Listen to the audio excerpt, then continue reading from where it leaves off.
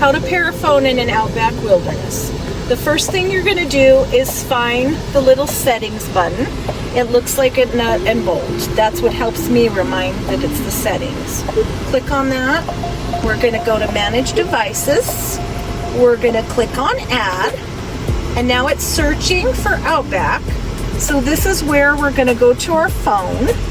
And I have an Android, so it will look a little different, but kind of the same process on an iPhone. So we're going to go to Settings, and then we're going to go to Bluetooth, which is Connected Devices. As you can see, it's finding different things. We're going to do Pair New Device, and then it's going to come and it's going to search for Outback. Found it pretty quickly. We're going to click on Outback. It is now pairing to the car. Luckily, on the new ones, you don't have to do anything else. It did it through Bluetooth, and now I'm enabling Android Auto.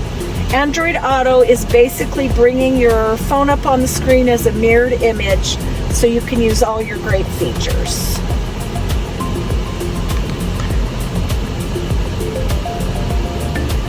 And then on your phone, it'll say continue. And voila, we have our Google Maps, and now we can use our accessories.